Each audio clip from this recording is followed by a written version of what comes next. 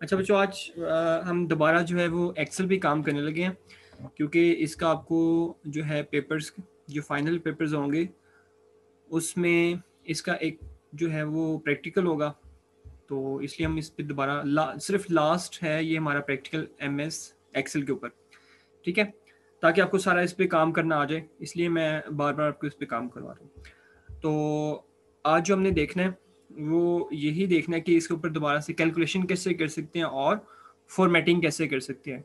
Okay, calculation जैसे आपको पता है कि जैसे हम ऐड करते हैं या फॉर्मूला अप्लाई करते हैं, इस तरह की चीज़ें।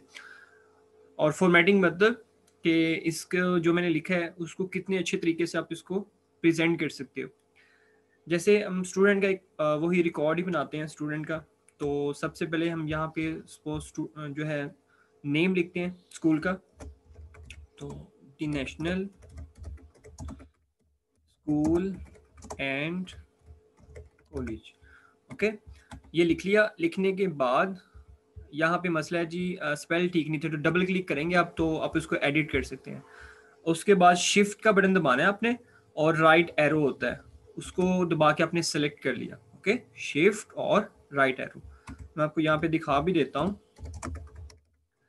कि शिफ्ट का बटन कौन सा होता है। ये शिफ्ट का बटन था, और ये राइट एरो जो राइट साइड पे जो होता है एरो होता है, इसको अब दबा के रखेंगे तो सिलेक्ट हो जाएगा। ये देखें, शिफ्ट का बटन और ये एरो। उसके बाद हमने क्या करना होता है, मर्ज करना होता है। और यहाँ से अगर मैंने साइज इसका इंक्रीज करना है, जैसे 11 काफ़ी छोटा सा साइज है इसका, तो हमेशा हेडिंग जो होती है वो काफ़ी बड़ी करके लिखते हैं। उसके बाद स्टाइल जो है हमने सपोज मैंने ये रखना है LG10, तो ये मैंने कर दिया। ठीक है, अब देखें पूरा नहीं आ रहा, तो अगेन हम क्या करूँगा, जो साथ वाले इसके सेल्स हैं उसको भी मैं सिलेक्ट कर लूँगा, और अगेन मैं क्या करूँगा, मर्ज। ओके, ये आ गया। उसके बाद मुझे लोगो चाहिए था स्कूल का, तो लोगो मेरे पास ये पड़ा हुआ है। मैंने इस पर क्लिक किया, Ctrl+C कॉपी के लिए, और यहाँ पे आके मैंने क्या किया, Ctrl+V कर दिया। ओके, और जहाँ मुझे चाहिए था मैंने वहाँ पे जाके इसको सेट कर लिया।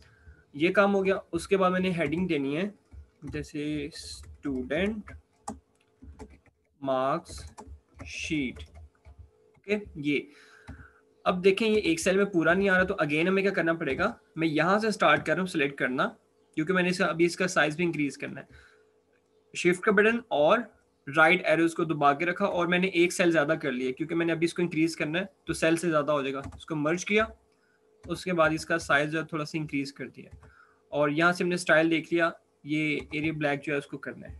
ठीक है, अगर और थोड़ा एक्सपेंड करना है और भी कर सकते हैं हम, लेकिन ये वाली जो है हेडिंग वो ज़्यादा बड़ी हो गई है जो हमारी मेड हेडिंग थी, तो इसलिए हम उसको थोड़ा सा छोटा कर लेते हैं।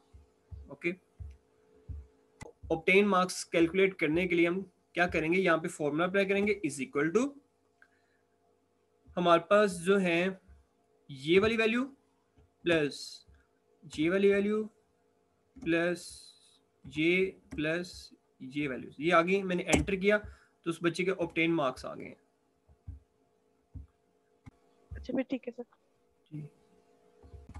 अच्छा, ये देखें, अब बाकी हमने जो है इसको करने का तरीका क्या आता है जी, ड्रैग कर दें, ये देखें तो हमारे पास आंसर आ गया। ठीक है, इसी तरह लास्ट जो है थोड़ी सी जो आपको मुश्किल लगती होगी वो कौन सी होती है, परसेंटेज होती है। ओके, तो परसेंटेज कैसे हम कैलकुलेट करेंगे, इज इक्वल टू, ये ध्यान से देखना आपने, इज इक्वल टू, फिर हम लगाएंगे ब्रैकेट, उसके बाद हमारे ऑब्टेन जे मार्क्स है, और पहले ऑब्टेन मार्क्स आता है, फिर डिवाइड का symbol, and then total marks. Okay, then bracket close. Okay, first क्या होता है, bracket obtain marks divided by total marks, then multiply का सिंबल और 100। ठीक है, तो देखिए हमारे पास कितनी ये जो वैल्यू है किसकी आ गई, परसेंटेज की वैल्यू आ गई। बाकी जो वो भी आप फॉर्मूला अप्लाई कर सकते हैं, बट हमारे पास एक वे है कि हम क्या कर सकते हैं, ड्रैग कर सकते हैं। तो ड्रैग करने से हमारे पास वैल्यू आ जाएगी। अब देखिए यहाँ पे वैल्यू आ रही है 58.5। ओके, डॉट में वैल्यू आ रही है। तो अगर हमने ये खत्म करना हो तो कैसे खत्म कर सकते हैं, यहाँ पे हमारे पास ऑप्शन है, ये देखें यहाँ पे लिखा हुआ है डिक्रीज डेसिमल। ओके, ये देखिए मैंने किया तो वैल्यू डिक्रीज हो गई है। इसी तरह ये भी है 58.5, और जब मैं डिक्रीज करूंगा तो उसने राउंड ऑफ कर दिया, 59 कर दिया। ओके, तो ये हमारे पास क्या आ गया जी, ये हमारे पास आंसर आ गया। ओके, इस तरह से जो है आप आंसर कर सकते हैं। ओके, अब ये जो वैल्यू है हमारी अगेन सेल से बाहर जा रही है, तो उसको हम क्या करेंगे, इस तरह से रैप कर देंगे, तो इस तरह से वैल्यू हमारी जो है सेल से बाहर नहीं जाएगी। जो फॉर्मूलाज बताए अभी तक वो कौन कौन से या साइड पे मैं लिख रहा हूँ, तो ओके करता हूँ। यहाँ पे मैं लिख रहा हूँ, मैंने अभी तक किया है सम करने वाला is equal to total values थी, तो टोटल वैल्यूज जो टोटल ये मैंने फाइंड किया, तो कैसे फाइंड किया था, ये वाली वैल्यू थी, तो इसका एड्रेस क्या था F9। तो मैंने सिर्फ क्लिक किया था यहाँ पे, प्लस का बटन दबाया था, उस सॉरी टोटल के लिए हमने क्या किया था, 50 मार्क्स थे, 50 प्लस 50 प्लस 50 प्लस 50। अब हमारे पास सब्जेक्ट कितने थे, 1 2 3 4 सब्जेक्ट थे, इसलिए मैंने ऐड किया तो मेरे पास 200 आ गया। ये भी तरीका ठीक है, या ऐसे कर सकते हो, टोटल मार्क्स 50 हैं, सब्जेक्ट्स कितने हमारे पास 4, तो 4 से मल्टीप्लाई कर दें तो आंसर कितना आ गया, 200 आ गया। ओके, तो ये मैंने लिखा जी टोटल के लिए। इसी तरह फिर मैंने क्या किया था, ऑब्टेन मार्क्स निकाले थे, तो ऑब्टेन के लिए हमने क्या किया था, हमने इज इक्वल टू लिखा पहले, उसके बाद कौन सी वैल्यू थी हमारे पास, ये जैसे ये है 45 मोहम्मद अली की, मैंने प्लस का बटन दबाया, उसके बाद उर्दू के उसके मार्क्स प्लस मैथ के मार्क्स प्लस इस्लामियत के मार्क्स। ओके, ये करने के बाद हमारे पास वैल्यू आ गई और एंटर किया तो हमारे पास आंसर आ गया। या फिर दूसरा ही तरीका क्या था, इज इक्वल टू फंक्शन का नाम जैसे सम है, फिर ब्रैकेट, उसके बाद इसकी फर्स्ट वैल्यू कॉलन और उसका लास्ट सब्जेक्ट के मार्क्स। ओके, ये करने के बाद मैंने क्या किया था, एंटर किया था, तो मेरे पास आंसर आ गया था। ओके, तो यही सारी चीजें ना मैं आपको यहाँ पे लिख के दिखा देता हूँ, अगर आपने कॉपी करना है तो कॉपी कर सकते हो। कॉपी 200 आ गया, उसके बाद ये है दूसरा तरीका, ये किसके लिए था हमारे पास, अगर हमने टोटल मार्क्स कैलकुलेट करने हैं। ओके, दो तरीके थे हमारे पास, उसके अलावा जो मैंने ऑब्टेन किया था, तो ऑब्टेन कैसे किया था जी, देखिए यहाँ पे वो शो ही नहीं कर रहा, तो ऑब्टेन के लिए मैंने क्या किया था, इज इक्वल टू, जैसे हमारे पास वैल्यू थी F5, उसके बाद E5, इसी तरह, तो इसी तरह सपोज G5 और H5, ठीक है, सपोज करूँ मैं कि हमारे पास ये वैल्यूज थी, तो हम इस तरह से भी कर सकते हैं और हम किस तरह से भी कर सकते थे, इस तरह से भी, इज इक्वल टू सम, और हमें देखना पड़ेगा पहले वैल्यू कौन सी आती है, E आती है और एंड पे H आता है, तो मैंने इस तरह किया E5 कोलन H5, ठीक है, ये भी तरीका था, हम दोनों तरह से जो है वो ऐड कर सकते हैं। फिर हमने देखना था परसेंटेज कैसे कैलकुलेट की है, तो परसेंटेज के लिए फॉर्मूला था is equal to obtain marks, और सपोज ये जो ऑब्टेन मार्क्स हमने फाइंड किए थे जिस सेल के अंदर, उसका नाम था K2। ओके, जिस सेल के अंदर हमारे ऑब्टेन मार्क्स पड़े हैं उसका नाम K2 है, और जिसमें हमारे टोटल मार्क्स पड़े हैं उसका नाम सपोज है M2। ओके, तो यहाँ पे मैंने करना था, तो ऑब्टेन मार्क्स मेरे कहाँ पे है, K2 के अंदर, डिवाइड का सिंबल, और टोटल मार्क्स M2 के अंदर है, उसके बाद मैंने मल्टीप्लाई का सिंबल डाला और 100 डाला, तो मेरे पास आंसर आ गया परसेंटेज का। इस तरह से आपने जो है ये जो है ना ये कैलकुलेट करना था। सपोज आप किसी चीज पे फंक्शन लगाना चाह रहे हो, तो आपने क्या करना है, इंसर्ट पे जाना है, ठीक है जी, तो यहाँ से आपको ढूंढना पड़ेगा यहाँ पे कहाँ पे फंक्शन लिखा हुआ है, बल्कि ये फॉर्मूला लिखा हुआ है, ये देखें यहाँ पे फॉर्मूलाज में जाएं, यहाँ पे देखें लिखा हुआ है इंसर्ट फंक्शन।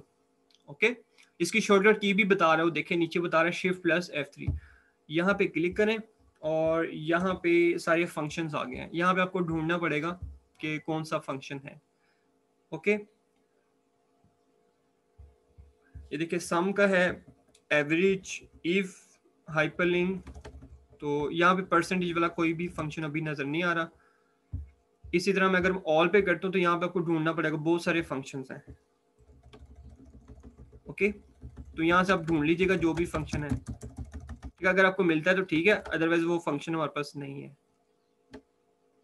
ठीक हो गया, ये सारे यहाँ से कोई भी फंक्शन अप्लाई कर सकते हो, ये सारे फंक्शन हैं जो जो भी आप लगा सकते हो ना ये, और साथ के साथ वो आपको बताता भी है कि जो फंक्शन आपने लगाना है, सपोज सम के नाम से मैं लिखता हूँ, वो नीचे आपको बताता भी है कि आपने सम कैसे करना है। ये देखिए पहले इसका नाम आएगा, उसके बाद first number comma, second number comma, जितने मर्जी आप नंबर लिख सकते हैं यहाँ पे सम के अंदर। इसी तरह हमारे पास एवरेज का अगर बात करें तो एवरेज का भी है, ये देखें एवरेज में क्या करते हैं, अगेन नाम आता है average, first number, second number, third number, जितने भी नंबर्स हैं आपके पास वो सारे नंबर्स आते हैं। ओके, इसी तरह एसक्यूआरटी, एसक्यूआरटी किसके लिए होता है, स्क्वायर रूट के लिए होता है। तो एक ही नंबर आपने यहाँ पे एंटर करना, मल्टीपल नंबर एंटर नहीं कर सकते, ठीक है जी। अगर मैं परसेंटेज का लिखता हूँ तो परसेंटाइल लिखा हुआ, परसेंटेज है ही नहीं कोई फंक्शन इस यहाँ पे, ठीक है जी। तो जो फंक्शन है वो आप यूज कर सकते हो, जो फंक्शन नहीं है वो आप यूज नहीं कर सकते। और किसी बच्चे का क्वेश्चन है तो पूछ लें, एनीवन,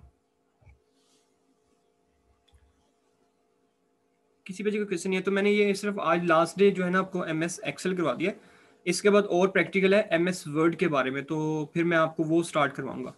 ओके, और इसके अलावा और कोई क्वेश्चन है,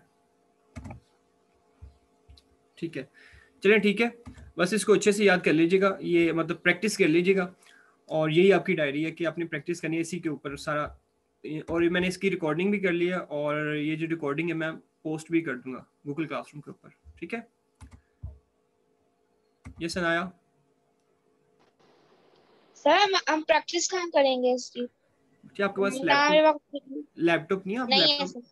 नहीं है, नहीं। अच्छा नहीं चलो है। ठीक है, फिर जब वो स्कूल ओपन होगी तो तब मैं करवा दूंगा, क्योंकि हमारा सिलेबस तो खत्म हो गया, अब इसकी प्रैक्टिस ही है। या तब तक आप ये वीडियो 2-3 दफ़ा देख लो ताकि आपको आइडिया हो जाए कि आपने काम कैसे करना है, ठीक है जी।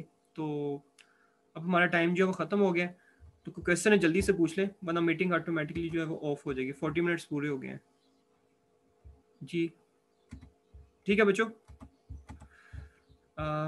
क्लास में एंड करने लगो। ओके, अल्लाह हाफिज़।